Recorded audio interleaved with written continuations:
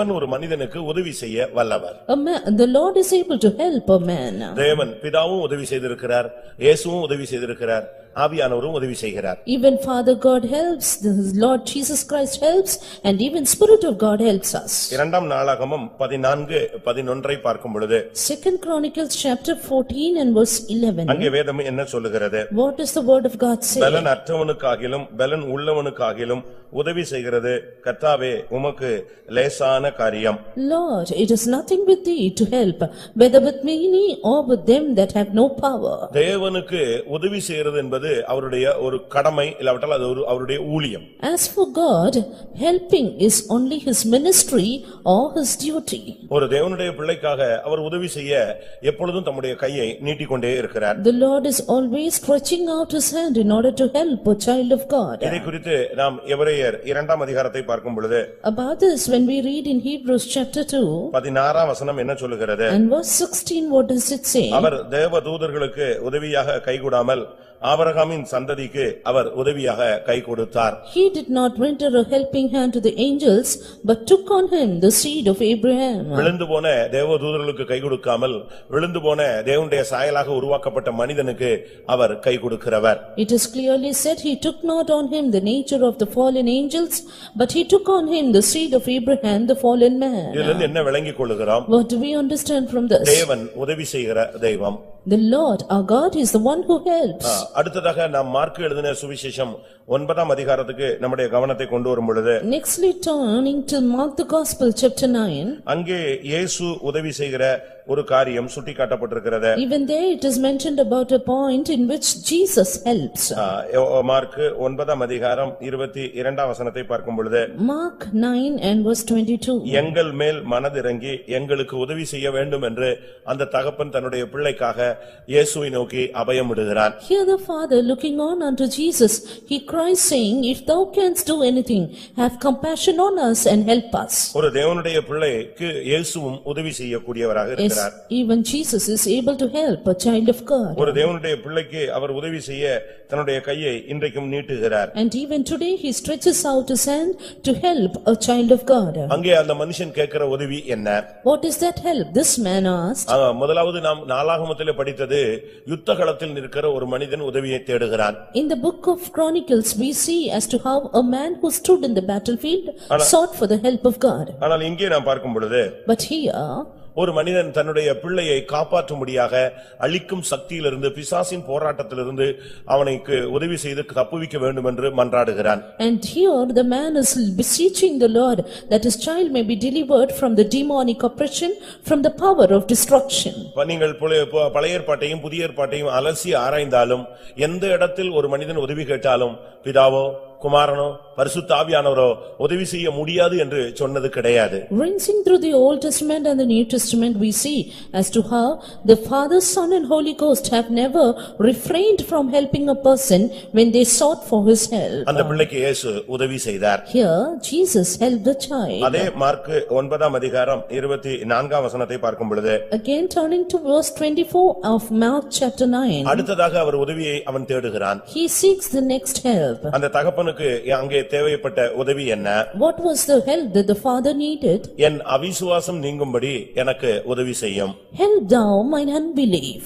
அப்படியானால் இருந்து என்ன விளங்கிக் கொள்கிறோம்? Then from this what do we understand? ஒரு மனிதனுக்கு எந்த சூழ்நிலையிலும் எப்பேற்பட்ட சூழ்நிலையிலும் எந்த ரீதியிலும் உதவி செய்ய இயேசு போதுமானவர். Jesus is more than sufficient enough for us to help any man in any time at any need. பிசாசை துரத்துவதற்கு மாத்திரமல்ல, Not only for casting out devils, ஒருவனை குணமாக்குவதற்கு மட்டுமல்ல, not only for healing a person. இங்கே இயேசுவிடத்தில் அவன் கேட்கிறான், எனக்கு உதவி செய்ய வேண்டும். என்ன உதவி?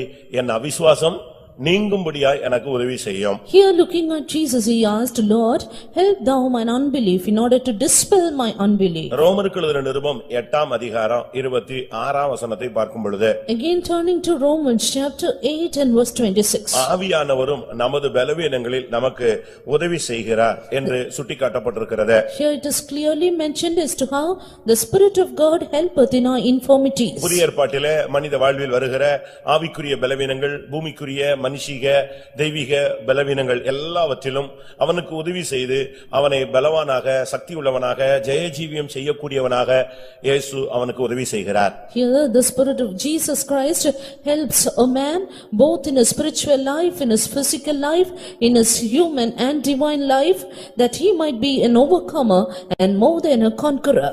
அடிமைத்தனத்திலே செங்கல் சுமந்து சீரழிந்து கொண்டிருக்கும் பொழுது விடுதலையற்ற நேரத்திலே நம்பிக்கையோடு தன்னுடைய பிள்ளைக்கு ஒரு பெயர் வைத்தான் ஆரோன். என்ன பெயர்? Eleazar. During the time of bondage, when they were searching out for bricks, making bricks in hard labor, Aaron gave the name to the child as this. தனக்கு விடுதலை கிடைக்கும் என்று அவனுக்கு நம்பிக்கையே கிடையாது. He had no hope of a deliverance. ஏனென்றால் பல தலைமுறைகள் அவர்கள் அடிமைகளாக இருந்து விட்டார்கள். Because they were under bondage for many years. ஆனாலும் அவனுடைய உள்ளத்துக்குள்ளே தேவன் உதவி செய்வார் என்கிற ஒரு வாஞ்சை, ஒரு விசுவாசம் உள்ளுக்குள் உதித்துக் கொண்டிருந்தது. But still he had a faith, a desire rising up within him that God will help. ஆனபடியால் அவன் சொன்னான், தேவன் எனக்கு உதவி செய்கிறவர் என்று சொல்லி தன்னுடைய மூன்றாவது பிள்ளைக்கு என்ன பெயர் வைக்கிறான்? Eleazar. Therefore he said, the Lord will help me, and he kept Eleazar as the name of his third son. இன்றைக்கும் கூட பிதா குமாரன் பரிசுத்த ஆவியானவர் நமக்கு எந்த ரீதியிலும் உதவி செய்ய வல்லவராய் இருக்கிறார். Even today the Father, God, Son and Holy Spirit is able to help us in any manner. கர்த்தருடைய பரிசுத்த நாமத்துக்கு மகிமை உண்டாவதாக. Glory be to God's holy name. இரண்டாவதாக அந்த எலியாசரை குறித்து நாம் படிக்க வேண்டுமானால், Secondly, if we happen to read about Eleazar, நாம் சமீப காலமாக தனிமனித வாழ்வை நாம் படித்துக் கொண்டு வருகிறோம். recently we are also learning about the individual life. தனிமனித வாழ்வை படிக்கும் பொழுது நம்முடைய தனிமனித வாழ்வில் அதை அபியாசப்படுத்திக் கொள்ள நாம் முயற்சிக்க வேண்டும். When we learn about that, we also need to experience or practice this in our personal life. யாத்திராகமம் 28:1 நாம் பார்க்கும் பொழுது, Exodus chapter 28 and verse 1. உன் சகோதரனாகிய ஆரோன் எனக்கு ஆசாரிய ஊழியம் செய்யும்படிக்கு நீ ஆரோனையும் அவனோடே கூட அவன் குமாரராகிய நாதாப், அபியூ, எலெயாசார், இத்தாமார் என்னும் ஆரோனின் குமாரரையும் இஸ்ரவேல் புத்திரரிலிருந்து பிரித்து உன்னிடத்தில் சேர்த்துக் கொள்வாயாக. எங்கே இஸ்ரவேல் புத்திரரிலிருந்து பிரிக்கிற ஒரு வேலையை கர்த்தர் செய்ய வைக்கிறார். Here the Lord is doing a work of separating from among the people of Israel. தேவன் நமக்கு உதவி செய்ய வேண்டுமானால், if the Lord should help us, இல்லாவிட்டால் தேவன் நம் மூலமாய் எதையாவது செய்ய விருப்பப்பட்டால், or if the Lord would desire to do anything through இல்ல us, தேவன் என் மூலமாய் கிரியை செய்ய வேண்டும் என்று நீங்கள் ஆசைப்பட்டால், or if you would desire that the Lord should work through you, ஒரு மனித வாழ்வில் அவன் பிரிந்து வர வேண்டியது அவசியம். then a man need to separate himself in his life. பிரிந்து வருவது என்பது குடும்பம், மனைவி, பிள்ளைகளை விட்டு அல்ல. Separation is not from his family, from his wife and children. அவன் இந்த உலகத்தில் உள்ளதான தெய்வீகமற்ற காரியங்களிலிருந்து பிரிந்து வர வேண்டும். But he should separate himself from all things which are contrary to divinity in this world.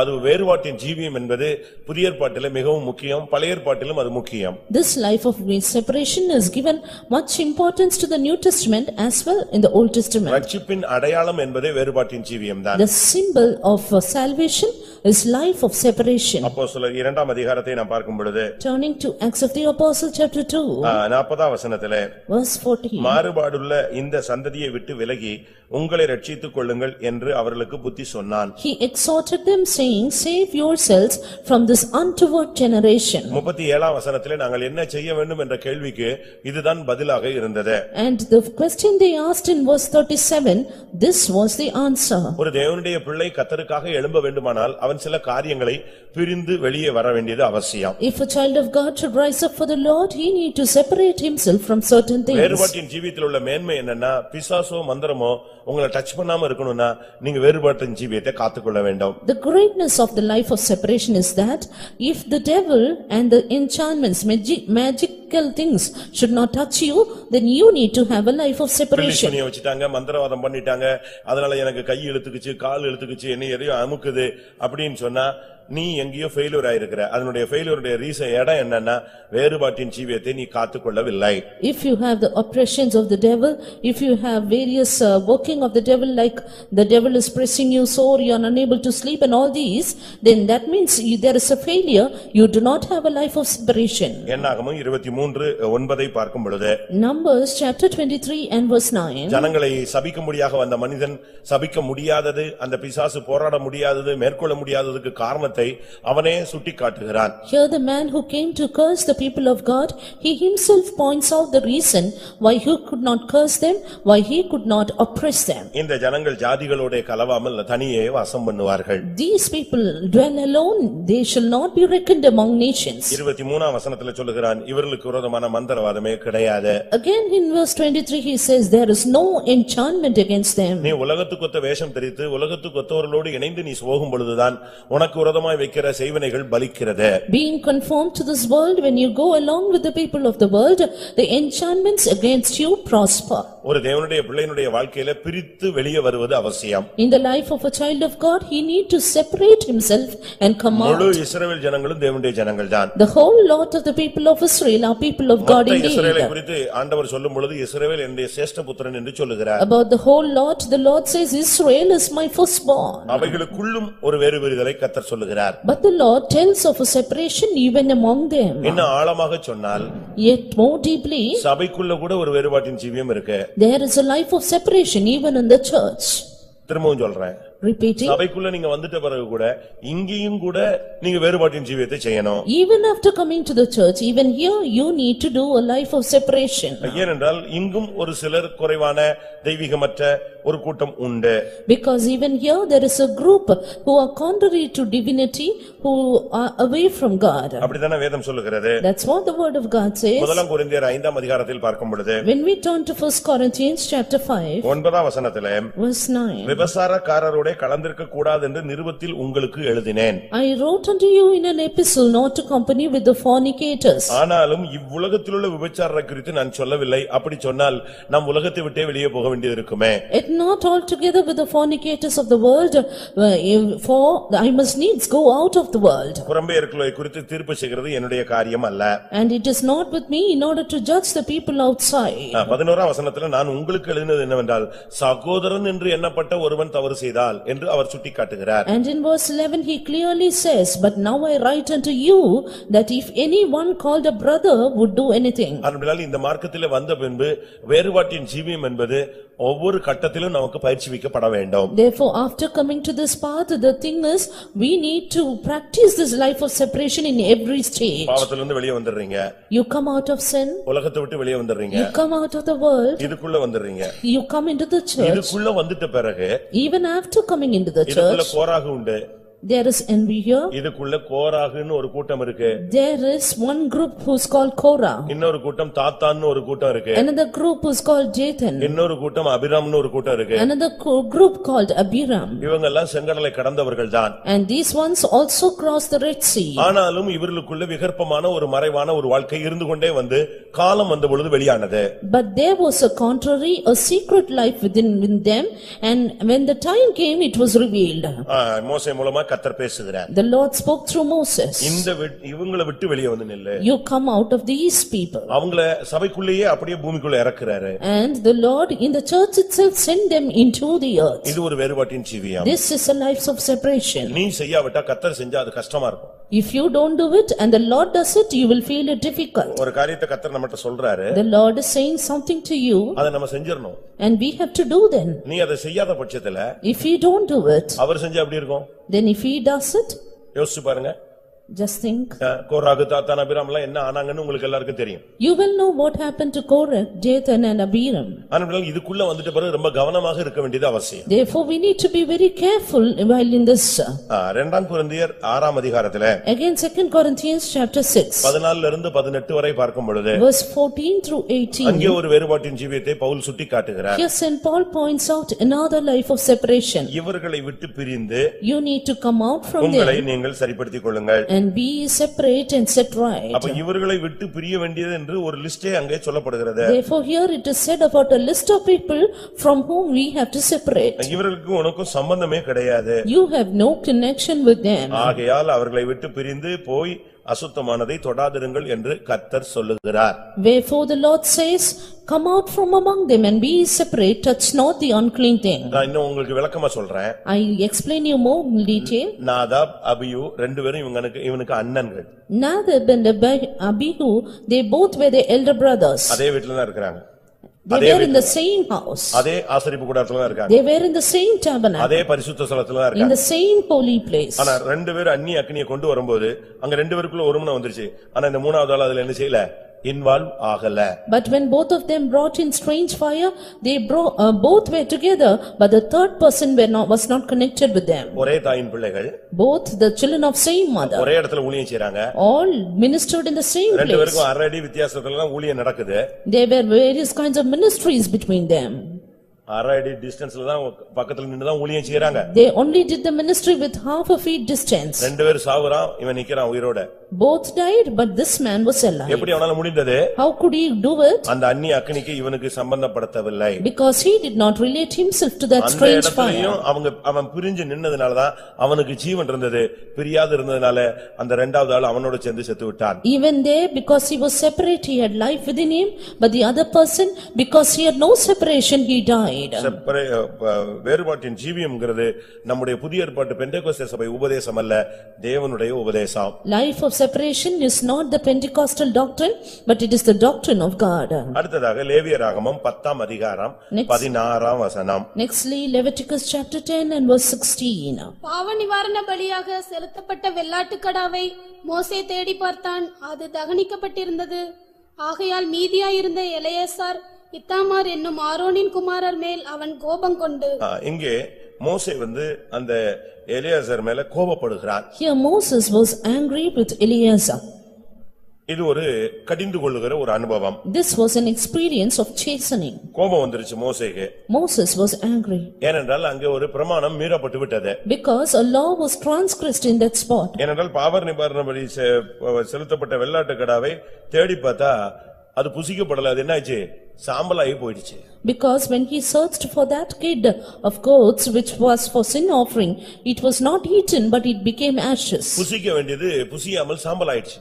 That which has to be eaten, now it is turned to ashes. இப்போ இவன் பயங்கரமா கத்துறான். Now he is angry with them and எப்படி இந்த shouted, பிரமாணத்தை நீங்க மீறலாம்? "How could you transgress the law?" அப்ப Aaron சொல்றாரு, ரெண்டு பேரும் செத்து போயிட்டாங்க, எனக்கு என்ன பண்ணணும்னு தெரியல, எதையாவது மாத்தி கீத்தி செஞ்சு திருப்பி ஏதாவது ஆயிடுமோன்னு சொல்லிட்டு நான் ஒண்ணுமே பண்ணாம அப்படியே விட்டுட்டேன் அப்படின்னு சொல்றாரு. Then Aaron said, "Already two had died, therefore I was afraid, I left it like that." ஆனா இது மோசேக்கு தெரியாதா? Did not Moses know this? சொல்லுங்க, மோசேக்கு தெரியாதா? Did not Moses know this?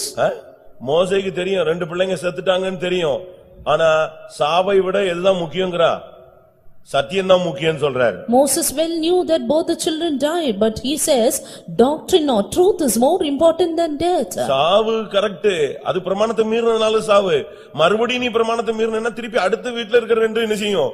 ஆயிரக்கூடாது அப்படின்னு தான் அவன் கடிந்து கொள்றான். True that death happened for both of them in the same house, but again if you transgress the law, death is sure. ஆனா இதுல எலியாசார் அப்படியே அந்த ஏச்சை வாங்கிக்கிட்டான்.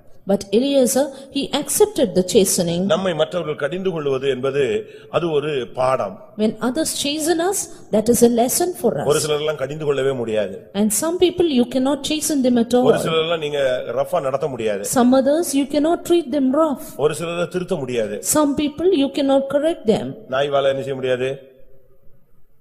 நாய் வாலை நேராக்க முடியாதுன்னு சொல்லுவாங்க. You cannot straighten the dog's tail. அப்படி நம்ம வாழ்க்கையை நம்ம அப்படி ஒரு ஸ்டபர்னஸா மாத்தி கொள்ள கூடாது. We should not have such a stubborn life. நாம் வளையணும். We need to bend. ஏசுனா வாங்கிக்கணும். And we need to accept chastening. அப்படிதான் சங்கீதக்காரன் சொல்லுகிறார். That's what the psalmist says. 141ஆம் சங்கீதம் 5ஆம் வசனத்தை பாருங்கள். Psalm 141 and verse 5. அங்க நமக்கு எல்லாருக்கும் தெரிஞ்ச வசனம். A verse known to all of us. என்ன சொல்லப்பட்டிருக்கிறது? What is it said there? நீதிமான் என்னை குட்டட்டும். Let the righteous smite me. அது என் தலைக்கு எப்படி இருக்கும்? எண்ணெயை போல இருக்கும். It shall be an oil to my head. குட்டெல்லாம் வேண்டாம், திரும்பி பார்த்தாலே அவனுக்கு உச்சகட்ட டெம்பர் ஆயிடுறான். என்னை எப்படி திரும்பி பார்க்கலாம்? Now not even smiting, just turning back and staring itself, it is something that we cannot கடிந்து accept. கொள்ளுதல் என்பது நம்முடைய வாழ்க்கையில ஒரு அருமையான ஒரு ஜீவியம். Chastening is a beautiful life. ஒரு பிள்ளையை கடிந்து கொள்ளாம வளர்த்தா அது வேசிப்பிள்ளைன்னு பைபிள் சொல்லுகிறது. If a father doesn't grow up with chastening a child, then it becomes the child of an உன்னை adulterer. யாருமே சத்தம் போடல, உன்னை யாருமே கண்டுக்கல, உன்னை அப்படியே காட்டு மரம் போல காட்டு கழுதையை போல விட்டுட்டா நம்ம என்ன ஆகும்? If nobody is minding us, nobody is shouting at us, leaving us as a wild tree, then what will happen? தேக்கு மரம் அழகான ஸ்ட்ராங்கானது. Tree is strongest. ஆனா என்ன செய்வாங்க? But what happens? அத சைடுல வளரவே விட மாட்டாங்க. They will never allow it to grow on the sides. Why? ஏன்? அது சைடுல வளர விட்டுட்டு அது மரமா நம்முடைய கதவுக்கு ஒண்ணுக்கு நிசியாது, யூஸ் ஆகாது. If it grows on the sides, then it cannot be used for the wood. அதனால அத முறிக்க வேண்டிய இடத்துல முறிச்சிட்டே இருக்கணும். Therefore, they cut it whenever then and then necessary. அந்த மரத்துக்கு கஷ்டமா தான் இருக்கும். It will be difficult for the tree. அந்த கிளைகளை வெட்டும்போது அதில இருந்து கண்ணீர் மாதிரி பால் மாதிரி தண்ணி மாதிரி வடிக்கும். அது என்ன பண்றது? When the branches are then cut, you can see it shedding tears, the milk, the sap of it.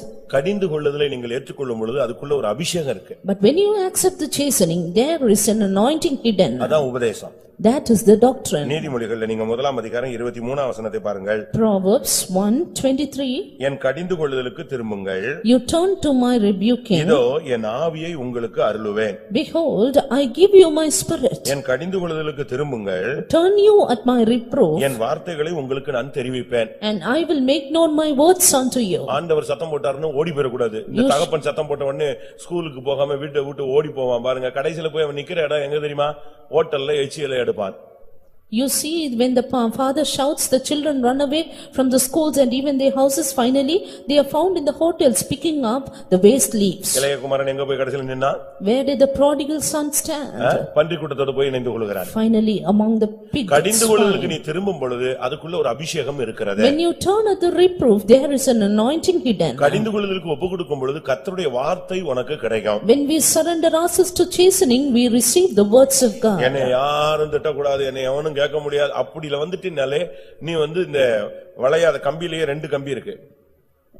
ஸ்டீல்ல ரெண்டு கைண்ட் இருக்கு. There are two kinds of steel rods. ஒரு ராட் எப்படினாலும் வளைச்சி அத இஷ்டத்துக்கு அந்த பில்டிங் கட்டறதுக்கு யூஸ் பண்ணலாம். One kind of rod is flexible, you can use it for the building work. சில இது கம்பெனில பண்ணும்போதே அது அந்த வளையும் தன்மையை இழந்துட்டு டெம்பர் ஆயிரும்.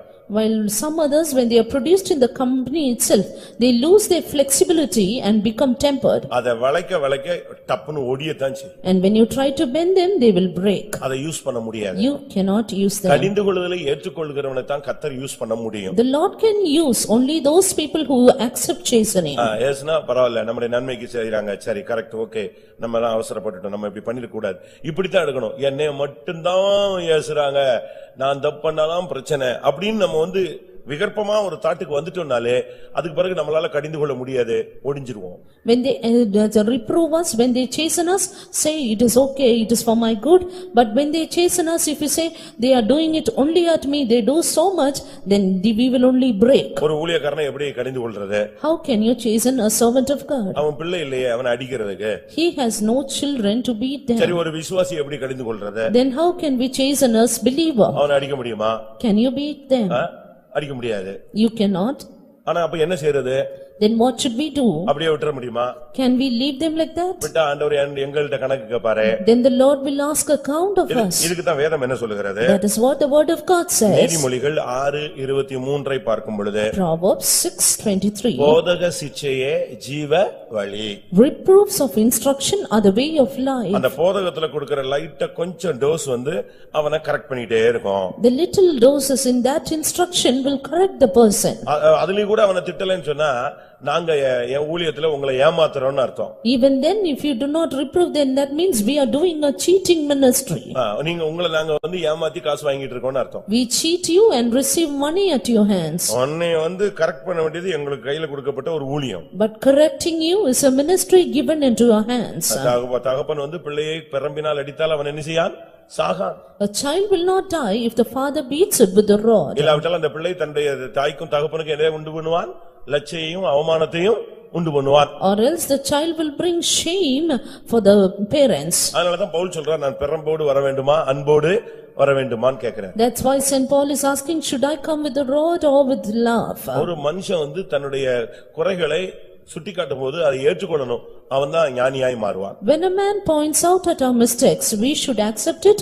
Only that person will become wise. என்னாகமம் 3ஆம் அதிகாரம் 4ஆம் வசனம். Numbers chapter 3 and verse 4. என்னாகமம் 3:4. Numbers 3:4. நாதாபும் அபியூவும் Sinai வனாந்தரத்தில் அந்நிய அக்கினியை கர்த்தருடைய சந்நிதியில் கொண்டு வந்தபோது கர்த்தருடைய சந்நிதியில் மரித்து போனார்கள். அவர்களுக்கு பிள்ளைகள் இல்லை. எலெயாசாரும் இத்தாமாருமே தங்கள் தகப்பனாகிய ஆரோனுக்கு முன்பாக ஆசாரிய ஊழியம் செய்தார்கள். ஆசாரிய ஊழியம் அவர்கள் செய்தார்கள். They did the priest's office. ஒரு தேவனுடைய பிள்ளை ஒரு ஊழியம் செய்ய வேண்டும். A child of God should do a ministry. நீங்க இங்க எல்லாரும் உட்கார்ந்திருக்கீங்க. நாம எல்லாருக்கும் ஒரு ஊழியம் இருக்கு. We are all seated here. We are all having a definite ministry to do. அது இல்லாம நம்ம சும்மா வந்துட்டு ஒரு வெல்விஷர் மாதிரி வந்துட்டு போக கூடாது. We should not come and go as well wishers. நமக்கு ஏதாவது ஒரு வேலையை கர்த்தருடைய வேலையை செய்யணும். We need to do some or other work of the Lord. ஒண்ணுமே முடியலையா? If you cannot do anything, prayer செயின்ல உட்கார்ந்து பிரேயர்லயாவது என்ன செய்யணும். then be seated in prayer in the prayer chain hall. இல்ல குப்பை அள்ளணும். Or else இல்ல பாத்திரம் கழுவணும். heap up the dung or ஏதோ wash ஒன்றை vessels. நமக்கு செஞ்சாதான் நம்ம மனசாட்சி என்ன செய்யும்? ஆண்டவருக்கு நான் இன்னைக்கு செஞ்சேன் அப்படின்னு உனக்கு திருப்திப்படுத்தும். Do something, only then our conscience will satisfy us saying we have done something for the Lord. அதுக்கு தான் ஊழியக்காரங்க 200 பேர் வச்சிருக்கீங்களே அப்படின்னு நீங்க சொல்லலாம். Then you may say that's why you have 200 servants of God. அப்படி அல்ல. No, it's not like that. பாவத்திலிருந்து விடுதலையாக்கப்பட்ட எல்லாரும் ஊழியர்கள் என்று பைபிள் சொல்கிறது. Everyone delivered from sin is a servant of God, says the word of God. லேவியராகமம் 25:55 பார்க்கும் பொழுது Turning to Leviticus chapter 25 and verse 55. என்ன சொல்லப்பட்டிருக்கிறது? What is it said there? இஸ்ரவேல் புத்திரர் என் ஊழியக்காரர். Children of Israel are my servants. அவர்கள் நான் எகிப்து தேசத்திலிருந்து புறப்பட பண்ணின என்னுடைய ஊழியக்காரரே. They are my servants whom I brought forth out of the land of Egypt. எகிப்து என்கிற பாவத்திலிருந்து ஒருத்த விடுதலையாகி செங்கடலை தாண்டிட்டான், ஞானசானம் எடுத்துட்டானாலே கர்த்தர் அவனை எப்படித்தான் பாக்குறாரு? ஒரு விசுவாசியா பாக்குறதில்ல. எப்படி பாக்குறாரு? ஒரு ஊழியக்காரனா பாக்குறாரு. Having been delivered from the land of Egypt, when a man crosses the Red Sea, having taken water baptism, the Lord sees him as a servant of God. அதுக்கு பிறகு அவன் ஒரு ஊழியக்காரன். After that, he is a servant of God. அவனை ஆசாரிய ஊழியம் செய்யணும். And he has to do the priest's office. சாதாரண ஊழியம் செய்யக்கூடாது. Not an ordinary office. பல ஊழியங்கள் இருக்கு. There are various ministries. ஒவ்வொரு கோத்திரத்துக்கும் மெராரி அவங்க இவங்கெல்லாம் ஆசாரிய ஊழியம் செய்ய மாட்டாங்க, சுமக்கற ஊழியம் செய்வாங்க. Some tribes they did the work of bearing and not the work of priesthood. அப்படிதானே சொல்லி இருக்கு பைபிள்ல. You know what is said like that in the Bible. கோகாத்தியர் மெராரியர் இவங்கெல்லாம் அந்த பணிமுட்டுகளை சுமப்பார்கள். The Kohathites, the Merarites, they would bear the vessels of the sanctuary. ஆனா இந்த ஆரோனுடைய பிள்ளைகள் என்ன செய்வாங்கன்னா அத சுமக்கிற வேலை கிடையாது, ஆசாரிய ஊழியம் செய்வாங்க. But these children of Aaron, they don't bear it, but they do the priest's office. வெளிப்படுத்தல் 1:6 படி. Again, Revelation 1:6. வேதம் என்ன சொல்லுகிறது? What does the word of God say? அவர் தம்முடைய இரத்தத்தினாலே நம்மை கழுவி நம்மை ராஜாக்களும் ஆசாரியர்களுமாய் மாற்றிவிட்டார். Having washed us from our sins by his own blood, he has made us kings and priests. இன்னும் பேதுரு எபிரேயர் இவைகளில் பார்க்கும் பொழுது, Yet when we see in Peter and Hebrews, பரிசுத்த ஆசாரியர்கள், ராஜரீக ஆசாரியர்கள், இப்படி கிரேட் கூடிக்கிட்டே தான் வருது. we see about holy priesthood, royal priesthood, and grade keeps on increasing. அப்ப தேவனுக்காக நம்ம என்ன செஞ்சிருக்கிறோம் இந்த ஊழியத்துல அப்படினு பார்த்தா ஒண்ணுமே இல்ல. Therefore, when we see into our life what we have done for the Lord, there is nothing. நாம் எல்லாரும் தேவனுக்காக ஏதாவது ஒரு விதத்துல ஒரு ஆசாரிய ஊழியம் செய்ய வேண்டும். Yes, we need to do the ministry of priesthood for the Lord in some or the other way. அடுத்ததாக Nextly, என்னாகமம் 3ஆம் அதிகாரம் 32ஆம் வசனம். verse 32 of Numbers chapter 3. என்னாகமம் 3:32. Numbers 3:32. ஆசாரியனாகிய ஆரோனின் குமாரன் எலெயாசார் என்பவன் லேவியருடைய தலைவர்களுக்கு தலைவனாய் பரிசுத்த ஸ்தலத்தை காவல் காக்கிறவர்களுக்கு விசாரிப்புக்காரனாய் இருக்க வேண்டும். இங்கே அவன் ஆசரிப்பு கூடாரத்துக்கு தலைவனுக்கு தலைவனாக, லேவியருடைய தலைவர்களுக்கு தலைவனாய் அவன் நிற்கிறான். And here he was the chief of the Levites. இங்க பாருங்க, இத்தாமாருக்கு அந்த போஸ்டிங் கிடைக்கல. And Ithamar did not get that posting. அவனுக்கு கிடைச்ச போஸ்டிங் பாத்தீங்கன்னா இவன் தான் தலைவர்களுக்கு தலைவன். But he was the chief of the chief. இவனுடைய ஊழியம் என்ன தெரியுமா? What is his ministry? பரிசுத்த ஸ்தலத்தை காவல் காக்க வேண்டும். To keep charge of the sanctuary. அப்படி காவல் காக்கிறவர்களுக்கு விசாரிப்புக்காரனாய் இருக்க வேண்டும். And he has to be the oversight, do the oversight of those who keep the charge. அப்படினா என்ன? What does that mean? ஜெபம் பண்ணியா? Is it through prayer? விசுவாசத்துல நின்றாயா? Did you stand in the இன்னைக்கு faith? பைபிள் படிச்சாயா? Did you read the Bible today? இன்னைக்கு உபவாசம் எடுத்தாயா? Did you fast today? தேவ சமூகத்துக்கு போனாயா? Did you go to the presence of பரிசுத்த God? ஜீவியத்தை காத்துக்கொண்டாயா? Did you keep up your holy life? இதை விசாரிக்கிற ஒரு ஊழியத்துக்கு அவன் ஒரு தலைவனாக இருந்தான். And he was found to be the chief of the one who would inquire over these. நாம் ஒரு தேவனுடைய பிள்ளைகள் எல்லாருமே இந்த பரிசுத்த ஜீவியத்தை காக்க வேண்டும். We the people of God should keep up a holy life. ஊழியங்கள் நடக்கும், ஆனா பரிசுத்தம் இல்லன்னா அந்த ஊழியத்துல என்ன இருக்காது? ஷைனிங் இருக்காது. Ministries will go on, but if there is no holiness, there is no shining in the ministry. திரும்பவும் சொல்லுகிறேன். Repeating. ஊழியம் செய்யலாம். You may do the ministry. பரிசுத்தம் இல்லன்னா ஷைன் பண்ண முடியாது. But you cannot shine without holiness. நாமும் ஒரு one of the worker minister இப்படி தான் போயிட்டே இருக்கும். We will be just one of the minister and we will just go that way. அது தேவையில்லை. But that is not needed. இவன் தலைவர்களுக்கு தலைவனாக நின்றான். He was the chief of the chief. ஏனடா அவனை கர்த்தர் தான் கொண்டு வந்து பரிசுத்த ஸ்தலத்தை காவல் காக்கிற எல்லாருக்கும் விசாரிப்புக்காரன். Because it is the Lord who brought him to be the oversight of all those who keep the charge of the sanctuary. அவனால சும்மா இருக்க முடியாது. He could not keep quiet. ஏனென்றால் அவனுக்கு ஒரு பொறுப்பு இருக்கு, உத்தரவாதம் இருக்கு, அவன் கேள்வி கேட்கக்கூடிய ஒரு ஸ்தானத்தில் இருக்கிறான். Because he had a definite responsibility, a position in which he asked questions to others. நாம நம்ம பிள்ளைகளை அப்படி விசாரிக்கிறோமா?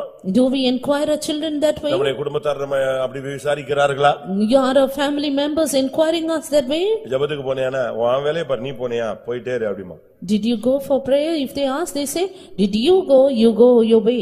வீட்ல நீங்க என்ன ஜெபத்துக்கு வரலனா நீ ஜெபிச்சிட்டியா போ நான் பாத்துக்கறேன். In their house they ask, do you not come for prayer? They say, did you pray? That's enough, you go your way. அப்படிதான் பிசாசு வந்து அந்த ஜெபத்துக்கு முற்றுப்புள்ளி வைக்கிறான். And the devil makes a full stop for the prayer. நாம் ஒரு பொறுப்புள்ளவர்கள். But we are people with responsibility. உனக்குள்ள ஒரு பரிசுத்த வாசஸ்தலம் இருக்கிறது. There is a sanctuary within you. ஏனென்றால் தேவனுடைய இதோ மனிதர்களுக்குள்ளே தேவனுடைய வாசஸ்தலம் இருக்கிறது. Behold, the tabernacle of God is with men. இத நீ காவல் காத்துக்கொள்ள வேண்டியது அவசியம். You need to keep charge of this. இதெல்லாம் நீ பொறுப்பு இல்லாம நாம இஷ்டத்துக்கு நம்ம செயல்பட முடியாது. We cannot work without responsibility. அவன் பாருங்க லேவியர்களுக்கு தலைவர்களுக்கு தலைவன்.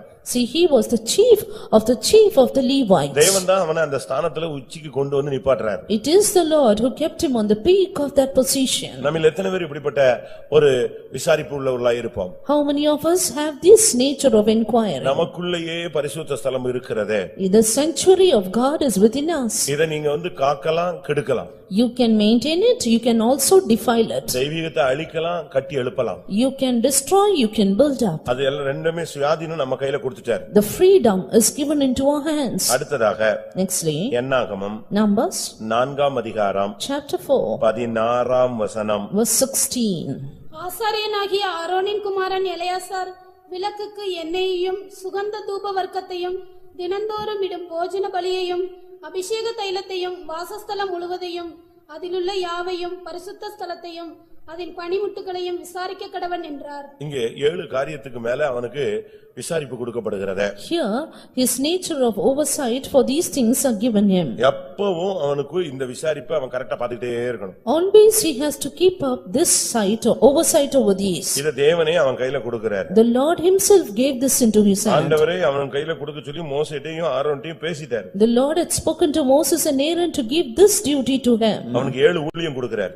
7 ministries. விளக்குக்கு எண்ணெய், Oil for the light, சுகந்த தூப வர்க்கம், sweet incense, போஜன பலி, daily meat offering, அபிஷேக தைலம், anointing oil, வாசஸ்தலம் முழுவதும், all the tabernacle, பரிசுத்த ஸ்தலம், all that is in the sanctuary, அதன் பனிமூட்டுகள், and the vessels in it. இது எல்லாத்தையும் அவன் எப்பவும் விசாரிப்புல கண்ட்ரோல்ல என்ன இது நடந்துகிட்டு இருக்குங்கிறது அவனுக்கு முன்னால தெளிவா இருக்கணும். He had to keep the clear oversight, a clear control over all these things. ஊழியங்கிறது சும்மா இல்ல, ஜிப்பா போடுறதோ இல்ல ஒயிட் அண்ட் ஒயிட் போடுறதோ நகைய கலத்துறதோ இல்ல மீசை எடுக்கிறதோ இதெல்லாம் செஞ்சிட்டோன்னு உடனே நமக்கு வந்து சீட் அலாட் ஆயிடுச்சுன்னு நினைச்சிட கூடாது.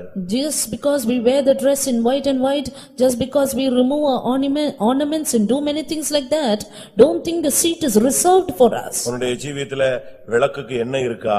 Is there oil for the light in your life? விளக்கு இருக்கு. The light is there. ஆனா விளக்குக்கு என்ன இருக்கா? But is there oil for the light? கிருபை இருக்கா?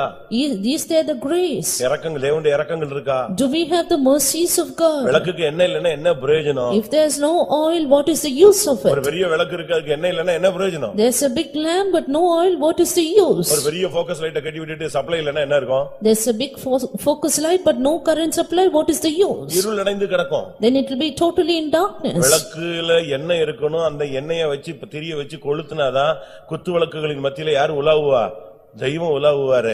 There should be oil in the light, and only if it burns brightly, God will move among the candlesticks. உங்களுடைய விளக்குல எனக்கு எண்ணெய் இருக்கா? Is there oil in your light? அந்த புத்தியுள்ள புத்தி இல்லாத கன்னிகளை நீங்க படிச்சு பாருங்க. You learn about the wise and the unwise virgins. புத்தி இல்லாதவங்களுக்கு எண்ணெயே இல்ல. The unwise virgins, they had no oil. சரி, புத்தி உள்ளவங்களுக்கு என்ன இருக்கான்னு கேட்டா கொஞ்சம் என்ன இருக்கு. But the wise virgins had a little oil. ஒரு சில ஜெபம் பண்ணுவாங்க, ஆண்டவரே புத்தி உள்ள கன்னிகளா எங்களை வைத்துக்கொள்ளும். ஐயோ வருகையில நானே இப்பமே கைவிடுறதுக்கு நீங்க எழுதி கொடுத்த மாதிரி இருக்கு. Some people always pray, Lord, keep me as the wise virgin. It is like, Lord, reserve me to be left behind at your coming. புத்தி உள்ள கன்னிகையும் கைவிடப்பட்டவதான், புத்தி இல்லாத கன்னிகையும் கைவிடப்பட்டவங்க தான். The wise virgin, the foolish virgin, both of them are left behind church. ஏனென்றால் எப்பதான் வராரு மணவாளன்? Because when does the bridegroom come? அதெல்லாம் தெளிவா இருக்கும். நடு ராத்திரியில். He comes at midnight. அது ஒரு சப்ஜெக்ட், அதுக்கு இப்ப போக டைம் இல்ல. We have no time to go into that. உபத்திரவகாலத்தின் நடுவுல ஒரு இயேசு என்ன செய்யறார்? இரண்டாவது வர்றத தன்மையை காண்பிக்கிறது. It shows that Jesus appearing the second time in the mid-tribulation. அத புத்திக்கு வச்சுக்கிட்டு நம்மாலும் புத்தி உள்ள கன்னிகையை மாற்றும் மாற்றும் மாற்றும் ஜெபிப்பாங்க. Some people not understanding that, they pray, Lord, make me a wise virgin. இன்னும் ஒரு குரூப் ஆண்டவரே 30 60 100 30 60 100 ன்னு ஜெபிக்கிறவங்க இருக்காங்க. Another group of people, they pray, Lord, make me 30, 60 and 100. 30க்கு ஜெபிச்சா நீயே ஜஸ்ட் பாஸ் கொண்டு போய் ஜனத்தை நிப்பாட்றன்னு அர்த்தம். If you are praying for 30-fold, then that means you are making yourself to stand in the just pass grade. 30 60க்கு இந்த அப்போஸ்தல ஊழியமே தேவையில்லை, independent மினிஸ்ட்ரியே போதும். For 30 and 60-fold, independent ministry is enough, not this apostolic ministry. ஒரு சுவிசேஷகனுடைய ஊழியத்துல ஒருத்தன் பங்கெடுத்தாலே அவன் 30% அடிச்சிட்டு வந்துருவான். A man who is partaking in the ministry of an evangelist, he will have this 30%. ஏதாவது ஒரு அபிஷேகம் பெற்ற சபையில இருந்தா அவன் 60 அடிச்சிட்டு போய்டுவான். If he is in some anointed church, he can take that 60-fold. இந்த பிரதேசத்துல நிக்கிறவனுக்கு 100 தான் தேவையே தவிர 30 60க்கு இவ்வளவு பத்தியம் இருக்க வேண்டிய அவசியம் இல்ல. But those who aim at 100, they need this consecrated life, but those who are aiming at 30 and 60 need not have this consecrated life. விளக்குக்கு என்ன இருக்கா விசாரிச்சு பாரு. Do you have oil for the light? Inquire. உன்னுடைய விளக்குல என்ன இல்லனா இன்னைக்கு எண்ணெயை வாங்கிக்கொள். If there's no oil, today get it. இரண்டாவது சுகந்த தூப வர்க்கம். Nextly, sweet incense. prayer life எப்படி இருக்குன்னு விசாரிச்சு பாரு. You just inquire, how is your prayer life? உன் மனைவியோ புருஷனோ ஊழியக்காரனோ இல்ல உடன் ஊழியக்காரனோ நீ காலையில 4 மணி ஜெபத்துக்கு போனாயா 6 மணி ஜெபத்துக்கு போனாயா 10 மணி ஜெபத்துக்கு போனாயான்னு உன்னை விரட்டிக்கிட்டே இருக்கணும்னு இல்ல, நீயே விசாரிச்சு பாரு இன்னைக்கு ஏன் நம்ம போகல. நீ எலேசர் தானே, கர்த்தர் உனக்கு உதவி செய்யறவர் தானே, நீயே யோசிச்சு பாரு ஏன் உன்னால போக முடியல. இத்தனை வாரமா நீ போலையே, இப்படியும் போனீன்னா உனக்கு ஃபியூச்சர் எப்படி இருக்கும், உன்னால இந்த வாழ்க்கையில நிக்க முடியுமா? நம்மளே அனலைஸ் பண்ணணும். We should analyze ourselves whether we are attending all prayers, whether we are able to sit in the presence of God for hours together, and we should analyze ourselves and have an oversight over ourselves. சுகந்த தூப வர்க்கம் ஜெபம் முக்கியம். Sweet incense, prayer is much important. கர்த்தர் time கொடுப்பாரு. The Lord will give you time. சுகம் கொடுப்பாரு. The Lord will give you health. எழுப்புவாரு. The Lord will raise you up. இது ஒரு time. This is a time. அதுக்கு பிறகு எழுப்ப மாட்டாரு. And then he will not wake you up. You will not get grace. படுக்கையிலேயே கிடக்க வேண்டியிருக்கும். You will have to be on bed. அப்போ ஒரு காலம் அது. And that is another time. அதனால கிடைக்கிற டயத்தை நீங்க பயன்படுத்திக்கணும். Therefore make use of the time you get. Pastor Joel அவர்கள் அடிக்கடி சொல்லும் பொழுது, Pastor Joel very often used to say, கண்ணு நல்லா இருக்கும்போதே பைபிளை படிச்சு முடிச்சிரு. when the eyes are good sight, then you read the Bible and finish. முழங்கால் அதிகமா போட்டுக்கோ. When your knees are okay, you be on your knees much. கை இழுத்துட்டு போறதுக்கு முன்னாலேயே ரெண்டு கையும் வைத்து நல்ல ஸ்தோத்திரம் பண்ணி பழகிடு. Even before your hands get paralyzed, raise up both your hands and praise God. உனக்கு டைம் கிடைக்கும் போதே கர்த்தர் எழுப்பும் பொழுதே எழும்பி தேவ சமூகத்துல சுகந்த தூப வர்க்கத்தை போட்டுக்கொள். When you get time, when the Lord wakes you up, sit in the presence of God and put sweet incense. தினந்தோறும் இடும் போஜன பலி. And the daily meat offering. அது எதை காண்பிக்கிறது? What does that show? தினமும் தேவசித்தம் செய்வதை It காண்பிக்கிறது. shows daily doing the will of God. இன்றைக்கு வேதம் வாசித்தாயான்னு எழுதி போட்டிருப்பீங்க. ஆனா யார் வீட்லயும் இன்னைக்கு தேவசித்தம் செய்யுதாயா அப்படின்னு எழுதி போடுறது இல்ல. And in no house they write like this, did you do the will of God today? இயேசு சொல்றாரு, என்னை அனுப்பினவருடைய பிதாவின் சித்தத்தை செய்வதே எனக்கு ஆகாரமாய் இருக்கிறது. அதுதான் சாப்பாடு, மற்றபடி வேற சாப்பாடு எனக்கு முக்கியம் இல்லைன்னு சொல்றார். Jesus said, my meat is to do and finish the work of him that sent me. He says, that is my food and nothing else is important. தேவசித்தம் செய்வதுதான் நம்முடைய ஆகாரம். Is doing the will of God is our meat. அதை விசாரிச்சு பாரு. You inquire and see. அடுத்து அபிஷேக தைலம். Nextly, anointing oil. உனக்குள்ள இன்னைக்கு அபிஷேகத்தில் நிரம்ப முடிஞ்சதா இல்ல அந்நிய பாஷையே வரலையா, ஒரு இருள் அடைஞ்சது மாதிரி இருக்கா, விசாரிச்சு பாரு. Are you able to get full in the anointing, or you have no unknown tongues, or are you found to be in darkness? அந்நிய பாஷை உன்னால பேச முடியுதா? Are you able to speak in unknown tongues? தேவன்ட்ட உன்னால பேச முடியுதா? Are you able to speak in other tongues? சில ஊழியக்காரங்களுக்கெல்லாம் அந்நிய பாஷையே நான் கேட்டதில்லை. I have not heard the unknown tongues in some servants of God. அவங்க என் கூடயே ஊழியம் செஞ்சாங்க, என்னை விட்டு போய் விட்டார்கள். They worked with me, but they left us. அபிஷேகத்துல நிரம்பணும். We have to get full in the anointing. ஆவியில நிரம்பி கடிந்து கொள்ளணும். You have to get full in the anointing and ஆவியில rebuke. நிறைந்து கமாண்ட் கொடுக்கணும். You have to get full in the anointing and command. அப்படிதான் Bible சொல்லுகிறது. That's what the word of God says. எப்பத்தா அப்படினாரு, ஒருத்தனுக்கும் புரியல. He said Ephata and none could understand. அப்படினா என்ன அர்த்தமா? What does that mean? ஒருத்தனுக்கு புரியல, அப்படியே பேக் மாதிரி முடிச்சிட்டு இருந்தான். ஆனா ஒருத்தனுக்கு அது கிடைச்சு கரெக்ட் ஆயிடுச்சு. யாருக்கு? காது அடைக்கப்பட்டிருந்தவனுக்கு என்னஞ்சிருச்சு? செவிடு திறந்துடுச்சு பட்டுன்னு. எப்பத்தான்னா என்ன அர்த்தம்? திறக்கப்படுவாயா. Ephata means be opened, and the man who was deaf could hear it. அது இயேசு பேசின ஒரு அயல் மொழி. That was a strange language, foreign language which Jesus spoke. பட்டுன்னு அடுத்து பேசினார், தலித்தா ஹூமினார். And sir, then he spoke, Talitha Cumi. ஒருத்தனுக்கும் ஒண்ணும் புரியல. And nobody could understand that. அது என்ன எபிரேய பாஷையா? Is it a Hebrew tongue? எபிரேயன்னா அவனுக்கு தான் தெரிஞ்சிருக்குமே. Yes, if it was Hebrew, then they could have understood அதுவும் it. இயேசு பேசின ஒரு அந்நிய பாஷை. And that too was an unknown tongue spoken by Jesus. பட்டுன்னு செத்து கிடந்த பெண்ணு நெஞ்சிட்டா, அவளுக்கு அது புரிஞ்சிருச்சு, அந்த வார்த்தையை எழுப்பி விட்டது. Soon the dead damsel could understand the word and she woke up. அப்படிதானே? இப்படிதானே இயேசு உபயோகப்படுத்தினாரு. Is it not in that way Jesus used சிலுவையில கூட ஒரு this? அந்நிய பாஷை பேசி பார்த்தார். And another unknown tongue in the cross.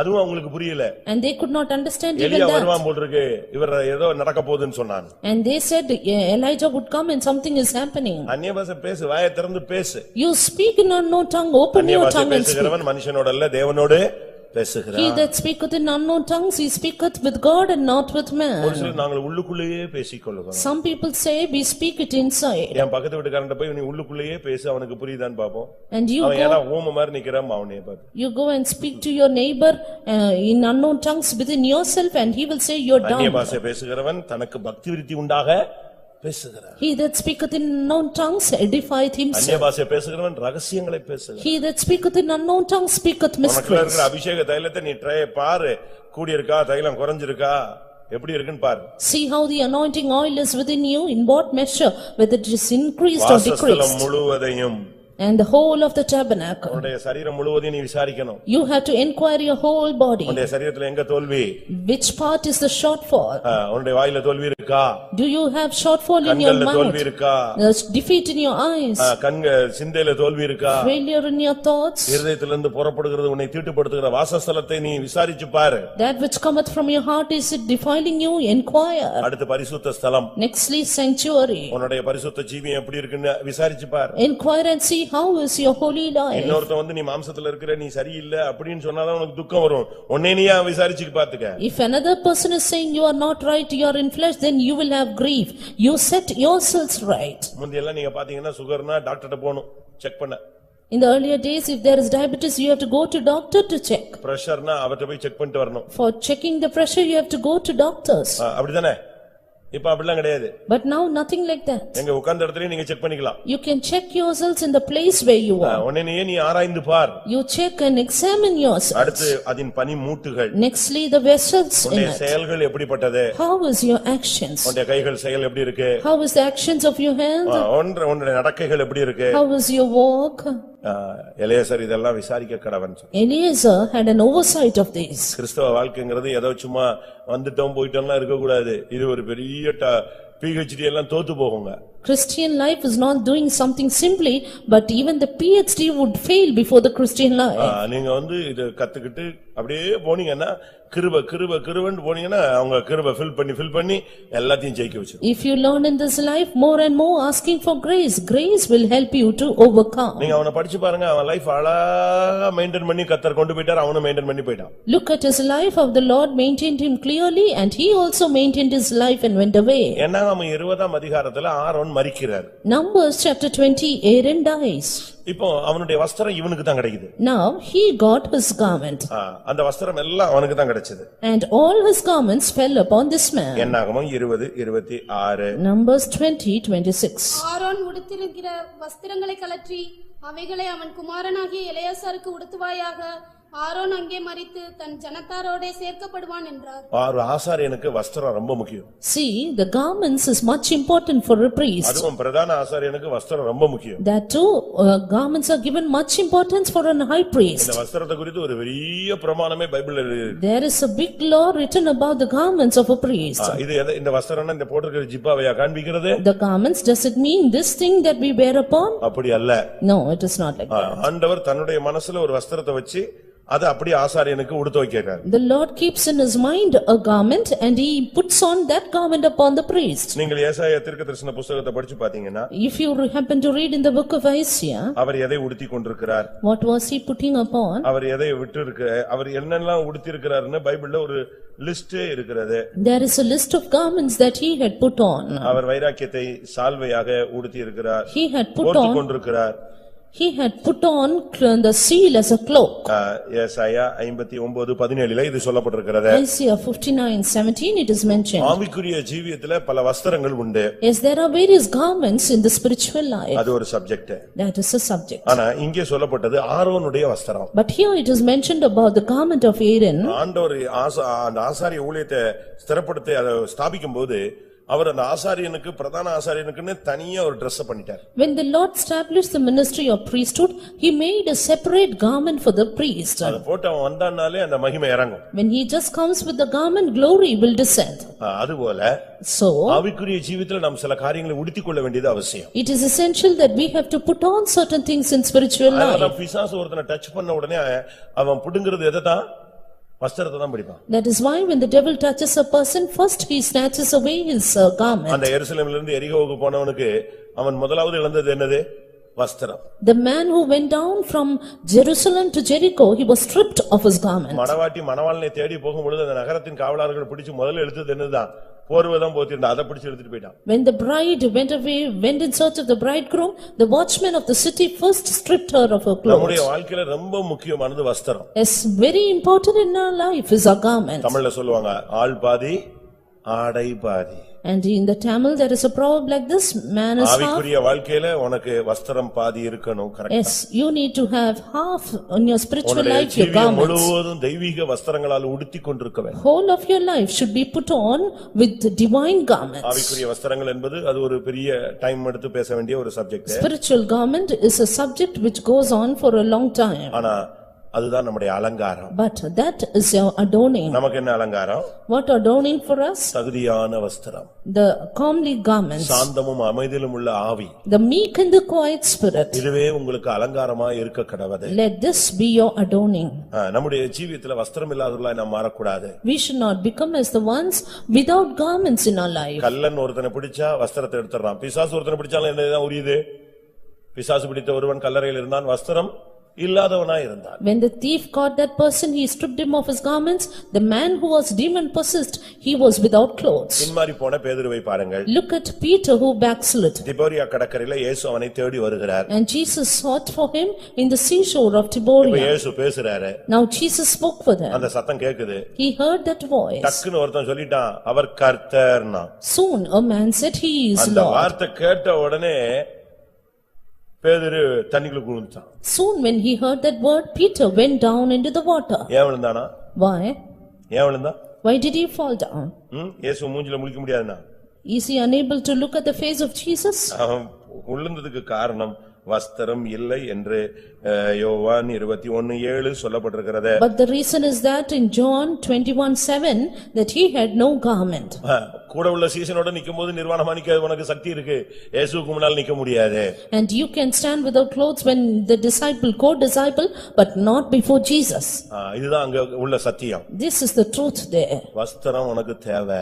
And we need the garments. சாதாரண வஸ்திரம் அல்ல. Not an ordinary garment. ஆசாரிய வஸ்திரம் உனக்கு தேவை. The garment of the priesthood. தெய்வீகமான ஒரு ஜீவியத்தை நீ உடுத்திக் கொள்ள வேண்டும். We need to put on a divine இன்னொரு life. விதத்துல இந்த வஸ்திரத்தை குறித்து பார்க்கும் பொழுது புதிய மனிதனை காண்பிக்கிறது. When we see about the garment in another sense, it signifies the new man. எபேசியர்ல சொல்லியிருக்கிறது பழைய மனுஷனை களைந்து போட்டு மெய்யான நீதியிலும் பரிசுத்தத்திலும் தேவனுடைய சாயலாக சிருஷ்டிக்கப்பட்ட புதிய மனிதனை நீங்கள் தரித்துக் கொள்ளுங்கள். In Ephesians it is said that you have to put off your old man and put on the new man who is crowned with new righteousness and holiness. என்னாகமம் 27:21 பார்க்கும் பொழுது Numbers 27:21. என்னாகமம் 27:21. Numbers 27:21. அவன் ஆசாரியனாகிய எலெயாசாருக்கு முன்பாக நிற்க கடவன். அவன் நிமித்தம் அந்த ஆசாரியன் கர்த்தருடைய சன்னிதானத்தில் வந்து ஊரீம் என்னும் நியாயத்தினாலே ஆலோசனை கேட்க கடவன். ஆசாரியன் எலெயாசார் போய் என்ன செய்யணும்? கர்த்தருடைய சன்னிதானத்துல வந்து தேவனிடத்துல ஆலோசனை கேட்க கடவன். This Eleazar the priest should come to the presence of God and ask judgment of the Lord. ஆலோசனை நீங்க மனுஷன்ட்ட கேட்க போக கூடாது. You should not ask the counsel from man. ஒரு பிரச்சனையோடு ஒருத்தன் வந்தான்னா எலெயாசார் உடனே மாம்சீகமாகவோ இல்லாவிட்டா அனுபவ ரீதியிலேயோ இல்லாவிட்டா அறிவுபூர்வமாகவோ பதில் சொல்லக்கூடாது. If a man would ask for a problem, will come with a problem, the priest should not give it the counsel according to the human way. நம்மில் அநேகர் நம்ம செய்யற தவறு அதுதான். That is the mistake many of us commit. மனுஷீகமா என்ன பதிலோ டக்குன்னு அதை சொல்லிடுறோம். We give a human reply for them. இல்ல நம்ம படிச்சது தெரிஞ்சதை வச்சு அறிவுபூர்வமா பேசிடுறோம். Or we speak according to our wisdom and experience and studies. இல்லாவிட்டா என்ன செய்யறோம்? அனுபவத்துல என்னென்ன நம்ம ஷார்ட் அடி வாங்கியிருக்கோம், எப்படி இப்படி போனா அப்படி வரும், அதை தெரிஞ்சு வச்சு சொல்லிடுறோம். We only teach them out of our experience. அனுபவம் வந்து எல்லா இடத்துலயும் கை கொடுக்காது. Experience cannot give a helping hand in all places. ஒரு இடத்துல ஆண்டவர் கண்மலையை அடிக்க சொல்றாரு. At one point God said you have to smite the rock. இது இந்த தொடர்ச்சியா இந்த அடிக்கிற பிராக்டிஸ் எடுத்துருவான்னு சொல்லிட்டு தான் அடுத்த இடத்துல என்ன சொல்லி சொன்னாரு? பேச சொன்னாரு. ஆனா அவனுக்கு அந்த பழைய தன்மை மாறாம அடிச்சிட்டான். And the Lord thought that he should not continue the habit of smiting the rock. He asked him to speak to the rock, but he smote again. தேவன் அதை அக்செப்ட் பண்ண முடியாது. The Lord could not accept it. அடிச்சதனால தண்ணி வந்துச்சு. And because he smote, the waters gushed out. அப்ப அவனுடைய பிரச்சனை தீர்ந்துருச்சு. His problem was solved. உன்னுடைய பிரச்சனையை உன்னுடைய சூழ்நிலையை நீ சமாளிச்சுக்கலாம், ஆனா கானானுக்குள்ள போக முடியாது. You may try to manage your situation, but you cannot enter into Canaan. அந்த இன்சிடென்ட் தான் மோசேக்கு பெரிய பிளாக் பாயிண்டா வந்து விழுந்துச்சு. It is that incident which was a great black mark for Moses. அதை வச்சு தான் ஆண்டவர் சொன்னாரு, நீ கானானுக்குள்ள கால் வைக்க மாட்டான்னு. And with that the Lord said him, you cannot get into Canaan. அனுபவத்துக்கு இடம் கொடுத்ததுல உள்ள பெரிய அடி. That is a big correction because he gave place to his ஜனங்கள் அவனை experience. விசனப்படுத்தினபடினால் அவன் பதறி செயல்பட்டு விட்டான். And because the people vexed him, he worked unadvisedly. அப்படி ஒரு கட்டத்துக்கு இந்த எலியாசர் போக கூடாதுன்னு தான் கர்த்தர் சொல்றாரு. ஒருத்தனுக்கு பிரச்சனைன்னு வந்தா ஆசாரியன் எங்க போய் நிக்கணும்? கர்த்தருடைய சன்னிதானத்தில் வந்து என் ஆலோசனையை கேட்க கடவன், அதுக்கு பிறகு அதை ஜனங்களிடத்தில் சொல்ல கடவன். And that there may not be such a problem. The Lord said the priest should come to the presence of the Lord before the Lord and ask his counsel for the people. கர்த்தருடைய சன்னிதானத்துக்கு போக வேண்டும் என்பது தேவனுடைய திட்டம். Yes, it is the plan of God that we should go to the presence of God. அங்கதான் கர்த்தருடைய ஆலோசனை வெளிப்படும். It is there the counsel of God is revealed. தேவ சமூகத்துக்கு நீங்க போங்க, உங்களுக்கு தேவையான வார்த்தை கிடைக்கும். கிடைக்கலையா? அப்ப இன்னைக்கு அதை குறித்து பேச தேவன் விருப்பப்படலன்னு அர்த்தம். வெயிட் பண்ணு. Go to the presence of the Lord and you will get the necessary word at his mouth. If he doesn't give you, then that means he is asking you to wait. அப்படிதானே? உடனே இன்னைக்கு காலையிலேயே ஒரு பொண்ணை பாக்குறது, சாயங்காலம் கல்யாணம் கட்டி வச்சிருது, 3 நாள்ல வீட்டுல வந்து உட்கார்ந்துட்டு அழுதுகிட்டு இருக்கிறது. அதுல என்ன பிரயோஜனம்? They look for a girl in the morning, evening they get married, finally next day they keep crying, then what is the use of it? அவசியமே இல்ல. There's no use in it. ஆண்டவருடைய பாதத்துல கொஞ்ச நாள் wire. You keep it in the presence of the Lord in the feet of God. அந்த ஆரோனுடைய கோலை கொண்டு போய் எங்க வச்சாலும் அப்படி முளைச்சு உடனே என்ன செய்யாது? கனி கொடுக்காது. Aaron's rod will not bud and give forth fruit in any place. எந்த விஞ்ஞானத்துக்கு அப்படி செய்ய முடியாது. Any scientist cannot do that. ஆனா ஒரே நைட்ல தேவனுடைய சன்னிதானத்துல வச்சதனால என்ன கிடைச்சது? தளிர்த்தது, பூத்தது, காய்த்தது கனியாக மாறினது. But when it was kept in the presence of the Lord, in a single night, it budded, it brought forth கர்த்தருடைய blossoms and சன்னிதானத்துல yielded நம்ம fruit. கர்த்தருடைய சன்னிதானத்துல எவ்வளவு நேரம் நிக்கிறோமோ அவ்வளவு நேரம் நல்லது. So long as we stand in the presence of the Lord, that is too good for us. ஒரு clearance கிடைக்கிற வரைக்கும் வெயிட் பண்ணுங்க. Yes, wait until you get a clearance. நீங்க பாருங்க, ஒரு 2000 பேரை இழுத்துக்கிட்டு இந்த ட்ரெயின் போகும். The train would drag these 2000 people. அங்க சிக்னல் விழலன்னா அங்க ட்ரெயின்ல உள்ளவங்க என்ன குதிச்சாலும் கத்துனாலும் இல்ல, இந்த ட்ரெயின் டிரைவரே கோவப்பட்டுட்டுலாம் வண்டியில என்ன செய்ய முடியாது, எடுத்துட்டுலாம் போக கூடாது, அங்கேதான் நிக்கணும். சிக்னல் கிளியர் ஆனாதான் போவோம். But if the signal is not clear, how much ever the driver or the passengers would be angry, the train cannot move. நமக்கு எப்படி? How is it for us? நம்ம ஏதோ தப்பு பண்ணிட்டாங்க போல இருக்கு சிக்னல் லெண்ட், நம்ம நேரா போய் பள்ளத்துல விட்டுறோம். We think there is something going wrong with the signal and அவர்கள் நெடுக போய் தண்டிக்கப்படுகிறார்கள்னு பைபிள் சொல்லுகிறது. And the word of God says he straightly go and is punished. நம்முடைய ஜீவிதத்துல ரொம்ப கவனமாக இருக்க Yes, வேண்டும். we need to be very careful in our lives. இன்னைக்கு நாம எலியாசரை குறித்து படித்திருக்கிறோம். Today we have learned about Eliezer. என்ன இருக்கு? ரொம்ப பாயிண்ட் இருக்கு, போதுமானது. There are yet many more things, but today it is enough. ஒரு 8 பாயிண்ட் பேசியிருப்பேன். I have spoken 8 points, I அத think. நீங்க நோட் பண்ணிருப்பீங்கன்னு நினைக்கிறேன். I think you would have noted it down. தேவன், எலியாசர் என்றால் தேவன் உதவி செய்கிறார். Eliezer means God for our help. உனக்கு எந்த சூழ்நிலையிலும், உன்னுடைய அவிசுவாசத்திலும், உன்னுடைய பலவீனங்களிலும், உன்னுடைய வியாதி பிசாசின் போராட்டமான நேரங்களிலும், உன்னுடைய யுத்தகலங்களிலும் அவர் உனக்கு உதவி செய்ய வல்லவர். In any situation, be it your sickness, your demonic oppression, or anywhere you are, the Lord is able to help you. உலகத்தை விட்டு வேறு பிரிய வேண்டும். You have to be separated from the world, சபைக்குள்ள இருக்கிற பின்மாற்றக்காரர்களை விட்டு வேறு பிரிய வேண்டும். separated from the backsliders in the church. கடிந்து கொள்ளும்போது நீங்கள் பிடரியை கடினப்படுத்த வேண்டாம். Don't be stiff-necked when you are stubborn.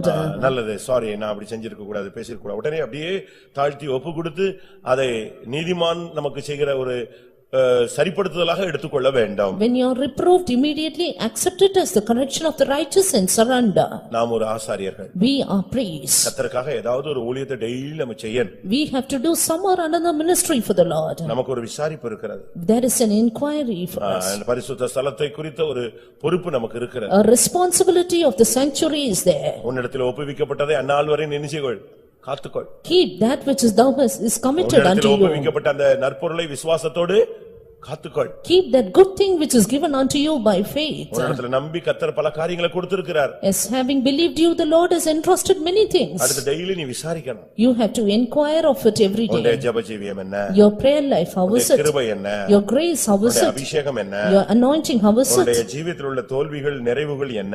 Failures and fullness, how is it? அடுத்ததாக உன்னுடைய வஸ்திரம். Nextly, your garments. தெய்வீகமான வஸ்திரம் எப்பொழுதும் நீ வைராக்கியத்தை தெய்வீகத்தை உடுத்திக்கொண்டே இருக்கணும். We need to always put ourselves on with the seal and divine things. அவர் ஒளியை வஸ்திரமாக தரித்திருக்கிறார். He has put on light as his garment. எல்லாவற்றுக்கும் மேலாக Above தேவ all- சன்னிதானத்தில் நின்று பழகுங்க. Above all, habituate in standing in the presence of the Lord. எல்லாரும் கண்களை மூடுங்க. Let us all close our eyes. நமக்கு ஒரு கன்வென்ஷன் இருக்கிறது. A convention is before us. அதி சீக்கிரத்தில் அது சில மணி நேரங்கள்ல தொடங்கும். Within few hours it will start. நாளைக்கு இந்த நேரம் எப்படி இருக்கும்னு உங்களுக்கு தெரியும். You know how it will be tomorrow at this time. ஆனா இதுக்காக நீ ஒரு ஆசாரியர். But for this you are a priest. தேவன் நமக்கு உதவி செய்ய வல்லவர். The Lord is able to help us. ஆனால் தேவன் எலியாசர்களை சபையில் தேடுகிறார். But the Lord is seeking for Eleazars. இந்த மாலை நேர கூட்டத்துல கூட கர்த்தர் நம்முடைய சபையில எலியாசர்களை எதிர்பார்க்கிறார். Even at this evening meeting, the Lord is searching for Eleazars among us. Nadab Abihu தேவையில்லை. Nadab and Abihu is not needed. சபையில எலியாசர்கள் கர்த்தருக்கு தேவை. But the Lord wants Eleazars in the church. தேவன் உதவி செய்ய வல்லவர் என்று காத்திருக்கிற ஜனங்கள் தேவை. The Lord needs people who save, who wait saying God will தேவ help him. சந்நிதியிலே நிற்கிற ஜனங்கள் தேவை. The Lord needs people who would stand in the presence of God. தெய்வீகத்தை உடுத்திக் கொள்ளுகிற ஜனங்கள் தேவை. The people who would clothe on divinity. ஜீவியத்தை விசாரிக்கிற ஜனங்கள் தேவை. People who will inquire of their own lives. ஒரு கர்த்தருக்காக வேறுபட்டு நிக்கிற ஒரு கூட்டம் தேவை. The people who stand for the Lord separated. கர்த்தாவே எலியாசரை அப்படி வேறு பிரித்து பாதுகாத்து விழுகை இல்லாமல் ஜெயத்தோடு ஓட்டத்தை முடிக்க வைத்த தேவன் என்னையும் உம்முடைய கரங்களில் ஒப்படைக்கிறேன், என்னையும் அப்படியே உருவாக்கும் என்று ஒப்புக்கொடுக்கிறவர்கள் கண்களை மூடி முழங்கால் படியிடுங்கள். Those who surrender themselves saying, Lord, who kept Eliezer from falling, I also commit myself into your hands for a victorious end. Let us heal ourselves. குடும்பத்தில் பல மரணங்கள் வந்தது.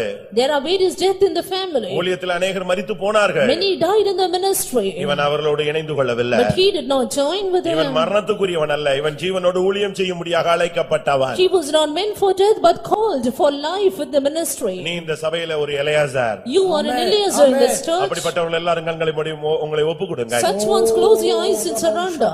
எலெயாசாருக்கு ஒரு அபிஷேகம் இருந்தது. Eliezer had an anointing. எலெயாசாருக்கு ஒரு ஊழியம் இருந்தது. He had a ministry. எலெயாசாருக்கு ஒரு வஸ்திரம் இருந்தது. Eliezer had a garment. எலெயாசாருக்கு ஒரு பொறுப்பு இருந்தது. Eliezer had a charge. அருமையான தேவனுடைய ஜனமே, உனக்கு ஒரு ஊழியம், உனக்கு ஒரு அபிஷேகம், உனக்கு ஒரு பொறுப்பு உண்டு.